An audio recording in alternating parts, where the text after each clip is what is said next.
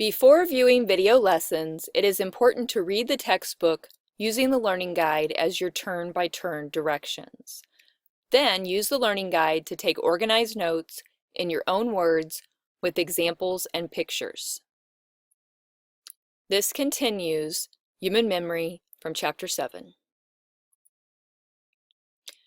So in the previous video, we started to look at a model for memory in which memories are input through our senses, like sights, sounds, smells, tastes, and touches. Those are then encoded and stored through three different systems. First, the sensory information goes into sensory memory, where it's preserved for a very brief period of time. If we do not pay attention to it, in less than a second, it will be gone. If we pay attention to it, then it moves into short-term memory. What we're going to do now is look at short-term memory. In order for something to make it to long-term memory, it must first go through short-term memory. So short-term memory are just those things that we are paying attention to right now in this moment. So right now, this video and my voice and what you're seeing on your screen is in your short-term memory. You are paying attention to it in this moment. If you look at something, for example, and pay attention to it, it's going to last on your short-term memory store for about 20 seconds. If all I do is look at something and that's it, in 20 seconds it will be gone. Now typically, if we are looking at something and we decide it's something important to focus our attention on, then we will continue to think about that. So for example, you're looking at this slide and it's in your short-term memory, and we can hold it there in short-term memory if you repeat it and verbalize it and think about it inside your head. We call this rehearsal. So if you kind of repeat it over and over and over and over and over in your head as you're thinking about it, it helps to focus your attention not on the external stimuli necessarily, but on the internal stimuli of your own thoughts. So for example, if you look up a phone number and then you say it over and over in your head while you're going to the phone to actually dial it, that would be a type of rehearsal. So short-term memory does not last very long unless we're doing some form of rehearsal. It also has a limited capacity. And we've done a lot of research on this, and we found something called the magic number 7 plus or minus 2. What this basically means is when we do research on people's memories, and mainly we're looking at healthy adults when we do this, we find that most adults can remember about 7 things. Some 5, some 9, but somewhere in that range. So for example, if I read a string of random numbers, and I kept adding another number each time I asked you to remember numbers, you would top out somewhere around 7, 8, or 9. So this is kind of how this works. So here's my short-term memory desk. I like to think of it as a desk because it's what's right in front of me, what I'm focusing on right now in the moment. And like a desk, it can only hold so many things.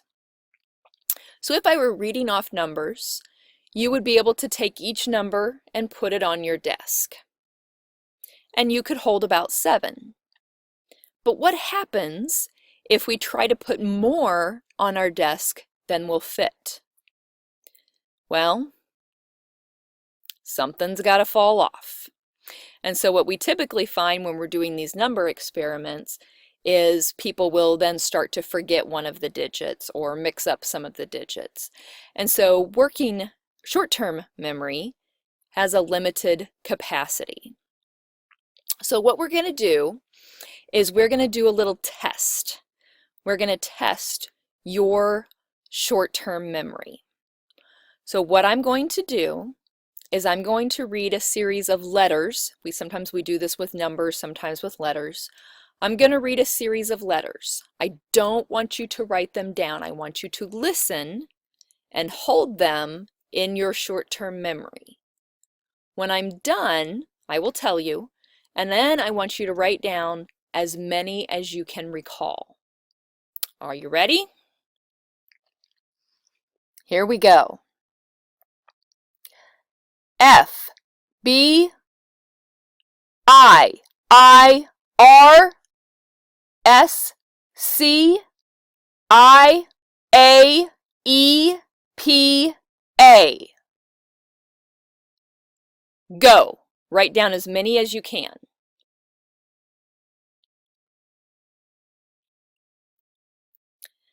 All right, if you're not done, pause the video real quick. We're going to go on and see how well you did. So here are the numbers.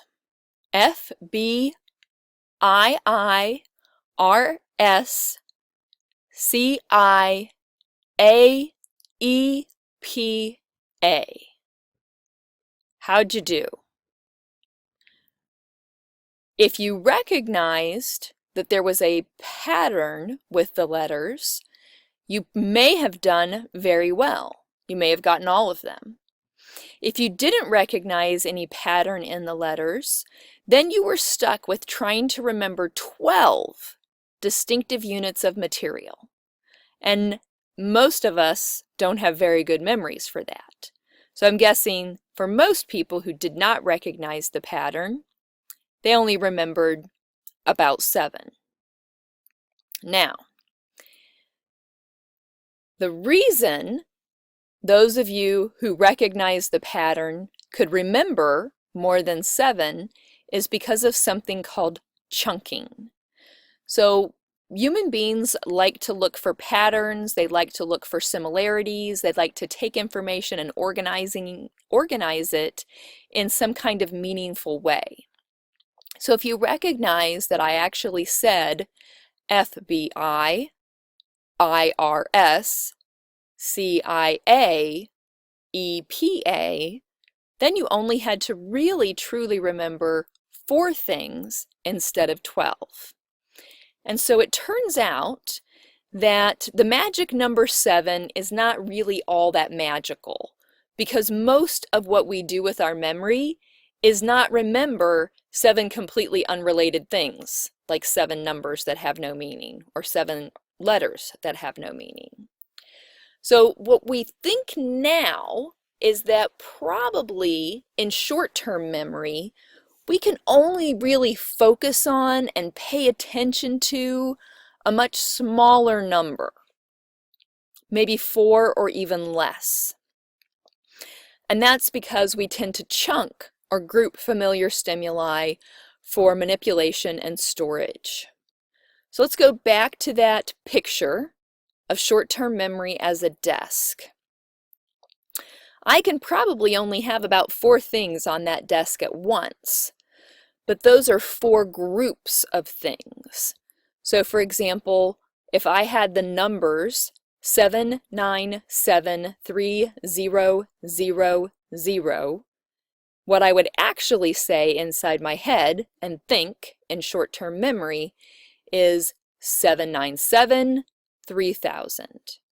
So by chunking and organizing this information together, it helps us manage more things in our short-term, attentive, what I'm looking at right now memory, but it also helps us to organize it better when it's stored in long-term.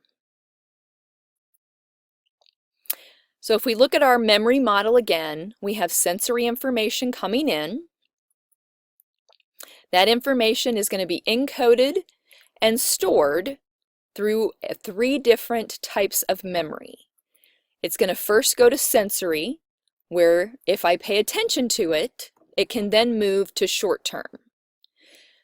Depending on what happens in short term, it may get a chance to move on. But what happens if I don't pay attention to something? What happens if I take one of those little daydreamy mental break vacations in the middle of trying to learn? Well, if that happens, if I don't truly focus my attention on the stimuli, it's going to fall out. It's going to be lost forever. Now, sometimes people think that they've forgotten something, but this isn't true forgetting, because you cannot forget something that you never learned in the first place. So sometimes we call this pseudo forgetting, or kind of like fake forgetting. So let's say I do pay attention to the stimuli, like you're paying attention to this material now, and it does make it to short-term memory. What I'm going to have to do, if I really want to learn it, is I need to do something with it when it's on that short-term memory disk.